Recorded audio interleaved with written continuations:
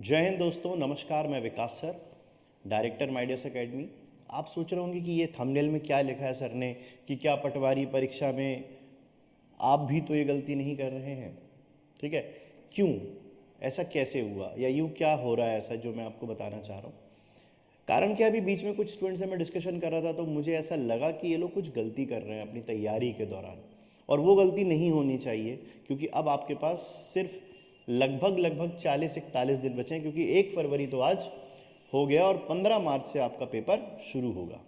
तो चलिए मैं ज़रा व्हाइट बोर्ड पे आ जाता हूँ फटाफट, क्योंकि मुझे आपको कुछ बातें समझानी है। ज़्यादा दोस्त समय नहीं लूँगा क्योंकि समय कीमती है। 2 से 3 मिनट में अपनी बात रख दूंगा और हो सकता है आपको मेरी सलाह आपके मार्क्स को बढ़ाने में मदद करे। दोस्तों, मैं जानता हूँ कि अब हमारे पास आज से सिर्फ 41 डेज़ हैं। मैं ये जानता हूँ कि टोटल 8 सब्जेक्ट मेरे पास हैं, जैसे कि English, maths, reasoning, GS, science, Hindi, computer और मैनेजमेंट। कुल मिला के पूरा पेपर 200 मार्क्स का है। सब्जेक्ट हैं 8। अगर मैं ये आज इस बात को मान भी लूँ कि हाँ, कि आपका इस एग्ज़ाम को होने के बाद इसका जो कट ऑफ जाएगा वो लगभग 160 नंबर का जाएगा, विच मीन्स हर एक विषय को मुझे कम से कम 20 मार्क्स ईच लाने हैं। मैंने कुछ स्टूडेंट से भी बात की, उनसे बात करते हुए मेरे को ऐसा लगा कि इन स्टूडेंट्स का ज़्यादा समय मैथ्स को देने में जा रहा है, रीजनिंग को देने में जा रहा है और जीएस को देने में जा रहा है। ये 3 ऐसे विषय हैं जिसमें स्टूडेंट ज़्यादा मेहनत कर रहा है।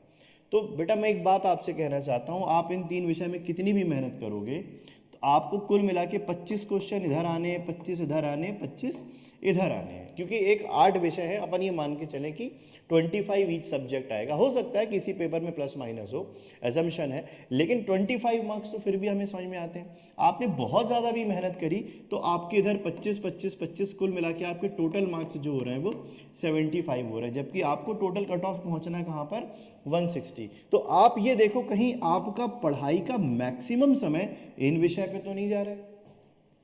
क्योंकि मैथ्स जब बनती है तो लगता है और कर लो, हमारा जो डोपामाइन है ना, हमें बार बार किसी चीज़ को करने के लिए उकसाता है और अच्छी फीलिंग लाता है, तो हमको लगता है और कर लो और कर लो। मैथ्स आप कितना भी कर लो, क्या 25 नंबर से ऊपर लाओगे? नहीं आ पाएंगे ना, क्योंकि कोई मतलब नहीं है।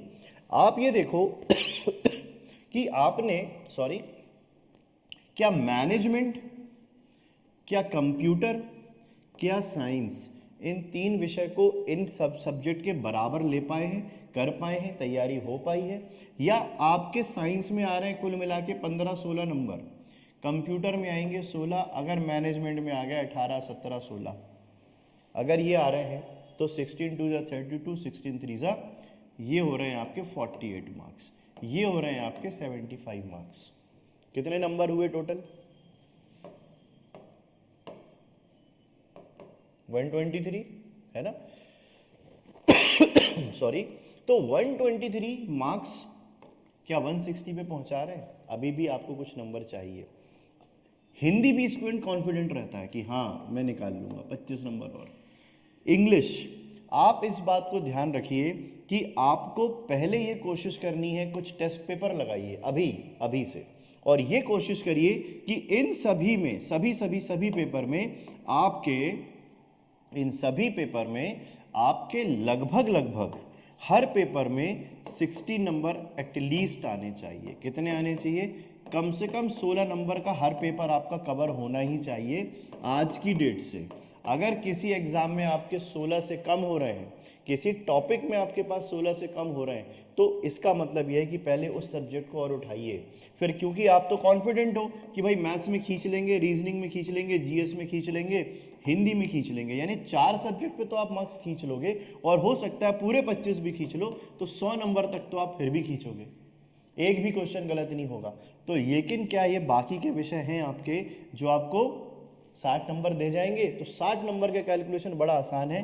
15 में भी अगर 15-15 नंबर भी खींचने लग गया तो 15 4 जा 60। लेकिन ये कब? जब ये 4 विषय आपके पूरे के पूरे 25 नंबर आपको दे के जा रहे हो। और जीएस में आप कितने भी कोशिश कर लो, पूरे नंबर लाना थोड़ा सा कठिन होता है। साइंस में थोड़ा सा कठिन होता है।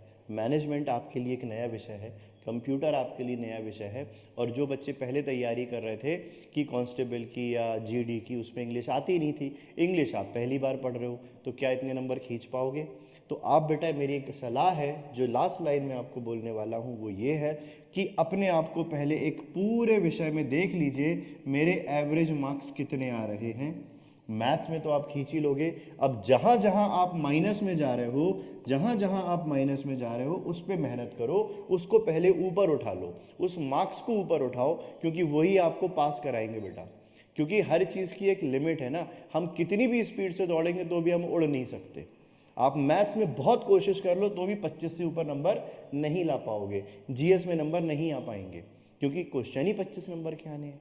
इसलिए आप थोड़ा सा मेरी बात को ध्यान दें, क्वेश्चन पेपर खूब लगाएं, मतलब प्रीवियस ईयर पेपर लगाएं, चाहे क्वेश्चन पेपर लगाएं, चाहे मॉडल पेपर लगाएं, ये ज़रूर एनालाइज कर लें कि बाकी विषय जो है, मेरे 4 विषय को छोड़कर मेरे मार्क्स लगभग 60 उसमें आ रहे हैं या नहीं आ रहे हैं। अगर 60 मार्क्स भी इन 4 सब्जेक्ट मिला के नहीं आ रहे हैं, मतलब समय आ गया है कि इसको पहले शार्प करिए, इन सब्जेक्ट में थोड़ी और मेहनत करिए जब तक ये नंबर नहीं आ रहे हैं। और मैथ्स रीजनिंग आपको बन रही है तो उसमें समय को कम करिए और बाकी सब्जेक्ट में समय को बढ़ा दीजिए। बस यही मेरी आपसे सलाह है। आशा करता हूं कि आपको मेरी जो एडवाइस है, आप मुझे एज अ बड़ा भाई, as a teacher, as a mentor, as a well wisher, आपका मार्गदर्शक, चाहे जो मान लीजिए, मेरा सिर्फ एक ही उद्देश्य है कि आपका सिलेक्शन होना चाहिए। और इस जगह पे यह गलती हम ना करें कि हम कुछ सब्जेक्ट को तो बिल्कुल ईजी छोड़ दे रहे हैं और कुछ सब्जेक्ट में ज़रूरत से ज़्यादा मेहनत कर ले रहे हैं।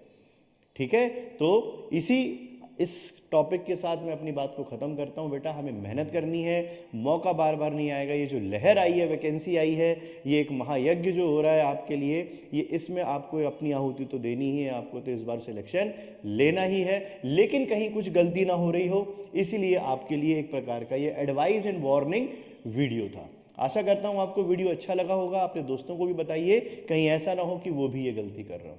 वीडियो अच्छा लगा हो तो ज़रूर चैनल को लाइक करें, सब्सक्राइब करें, और हाँ, ऐसे नई वीडियोस के लिए ज़रूर मैं आपके पास आता रहूँगा और आपको नई नई बातें बताता रहूँगा। चलिए, जय हिंद, टेक केयर दोस्तों।